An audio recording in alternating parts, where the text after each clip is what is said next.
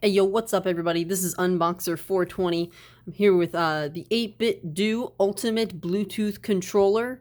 And here we're going to be doing a professional opening of this. I've already removed the tape here because you need two hands to do that. I apologize for the little disgusting scab on my hand. That is the result of my stupidity. So we can notice that they have some very, very creative box design here. You know, they have a little slit through which this can go through, presumably for a little extra hold on all the shelves that this is definitely going to be hanging on. I've never seen this in stores, but maybe it does appear in stores, in which case that would probably provide a little extra sturdiness, as well as meaning that you can, you know, remove the top flap and still hang it. So let's get, okay, I actually can't do this with one, hold on. Shit, I wish I had a tripod for my phone. I could do this joke better. Damn it. Whatever, we're just gonna slide that out. Ooh. We get a nice little preview look at the controller.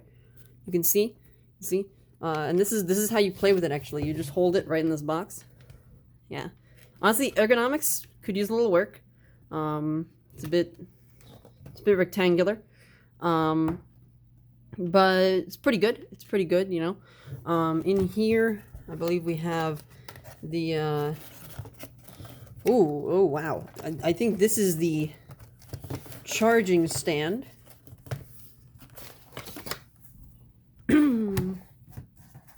So if we, oh yep, that's hard plastic. This is definitely the charging stand. And so if you wanted to remove the controller from its box, which, you know, I mean, this is a perfect way to use the controller. This is perfectly like, ooh. So if you remove the stand, you know, actually that makes sense. If you remove the stand, it does start to slide around. You know, it is designed to hold the controller in place after all. But yeah, so if you decide to take it out, you can also remove this. I guess now I have to because I removed the stand and it doesn't seem very content to stay put anymore. So this is the 8bitdo Pro Ultimate. I believe these triggers do have analog, but not on the Switch, obviously, because the Switch does not support analog triggers. They also have these back buttons, just in case you want to get banned in Super Smash Brothers Ultimate tournaments.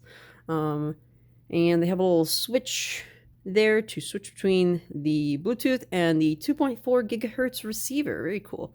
Very cool. Oh, and of course there's the little contacts there for the pins on the stand, and the controller just fits on like that. Ooh, it made the nice click sound. Ooh, nice. You can hear those lovely pins scraping up against the plastic as they contact the metal contacts. Oh, nice.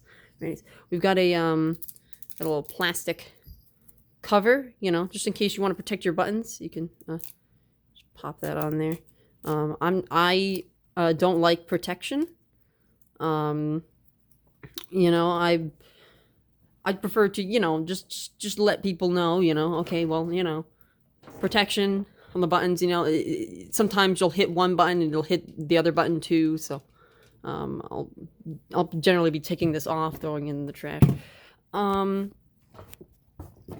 So as for other features, I mean, it's got these kind of like this kind of rough texture here. And when I was looking at reviews, I was kind of concerned that I wouldn't like it, but it actually holds well in the hand. It's got a good grip to it. And I don't know, I always look at these controllers and I'm like, it looks like it has a sharp point down here. And like, yeah, it does kind of come to like a rounded edge here. But like that, you don't hold it like that. You know, you're not touching this edge. So it's actually quite comfortable. These Hall effect joysticks, very, very cool. They are are supposedly very resistant to drift. I'm very interested in seeing how that works. 8bitdo, known for making pretty good joysticks.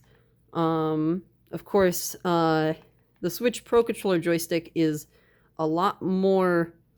this one's a bit more centered. The Switch Pro Controller joystick is a bit more to the side, which for most people is it's a good thing that the 8bitdo Pro Ultimate is a bit, you know, more centered. You know, their thumbs, it works better for their thumbs. Me, however, I have tiny hands. So in fact, actually, the Switch Pro Controller layout is better for me. Unfortunately, my Switch Pro controllers are all fucking broken. So yeah, not too great track record so far. To have 3 borked Switch Pro controllers. And these, I mean, these are my genuine ones. You know, this isn't even including the bootleg one that I got, which is in here. Hold on. Like this is the bootleg one. Don't mind the joystick covers. Those actually came with it, and I put them on of my own accord. But yeah, when this is your track record with official Switch Pro controllers, you can imagine why somebody might switch over to this, which has joysticks that won't immediately fail you after like a couple months or like years of being a ravenous, very bad Smash Brothers player.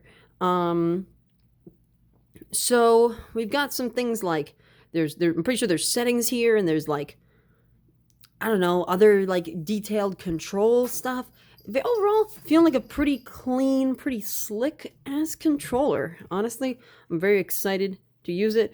These triggers actually very much remind me of the DualShock, which I have sitting over here. You can see that they are quite familiar.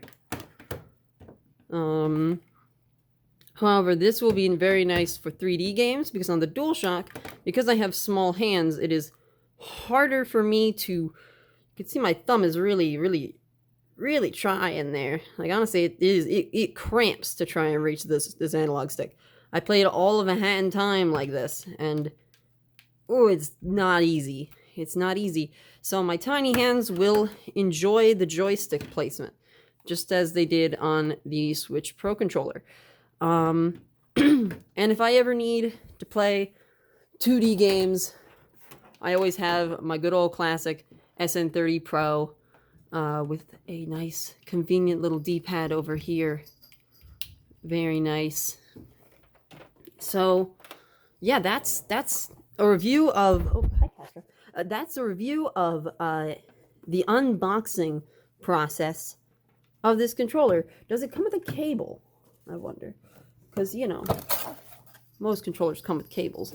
Oh, right, here, maybe this is the... no, the dongle. That's right. That's right. It has a little secret. It's a little secret. It's been described as a little secret. In the bottom of the charging base is actually... this is where the 2.4 gigahertz connection USB dongle is. Very cool. It's got a nice 8bitdo brick pattern. You know, 8bitdo is pretty classic like that. They love to have their little brick pattern. They're very retro, as the name 8bitdo would imply. Let me get this back in there now. Very cool, very cool. Very nice. And then, what do we have in here? I see we have instructions, so that'll be nice. Let me get those out. Okay, there's too many things on my desk. Just shove it all in the box. Just shove it all in the box, and the box and the... okay.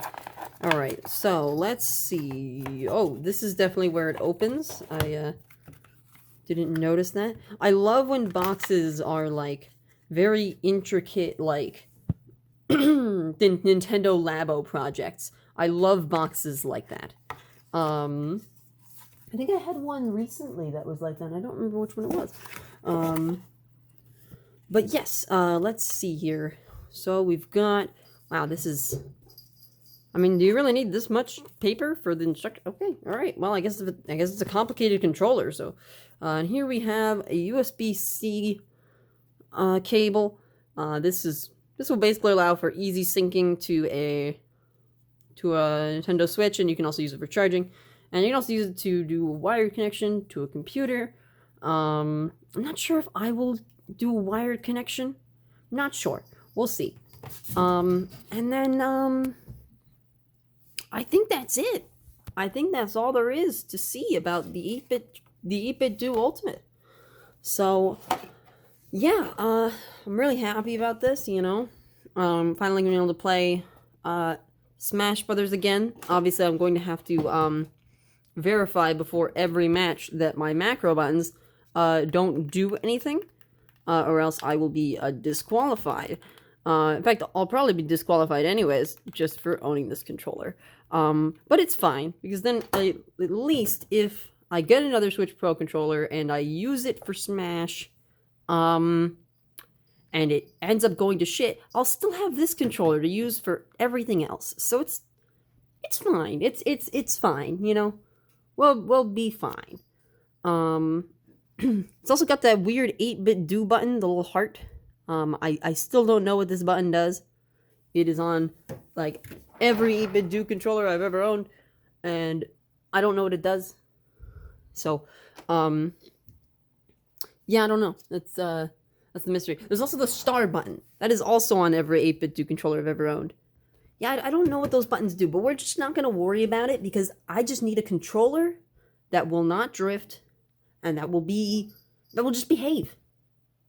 And I think I've gotten that. I'm very happy, very satisfied with this acquisition, and yeah.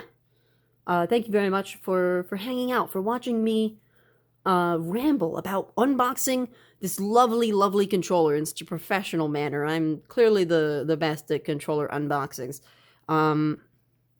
Oh, by the way, I got the Gargura merchandise.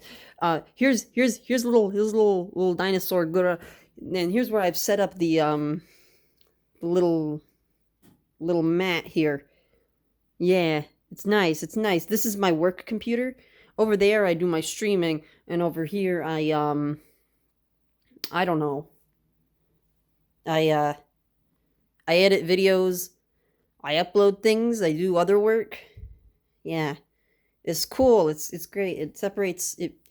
It means that the device that I do my work on, where I need to focus, does in fact not have Genshin Impact installed, which is really, really necessary, by the way. Hi, Katra. It is 100% necessary that the computer that I need to work on does not have Genshin Impact installed. It can have any other game. Any other games. But not Genshin Impact. If it does, that's it. It's over. It's over. So I'm glad to have the liberty to use my old computer like this. Anyways, what was I talking about? Right, the 8bitdo Pro Ultimate. That was the, yeah, this is, yeah. I get distracted really easily.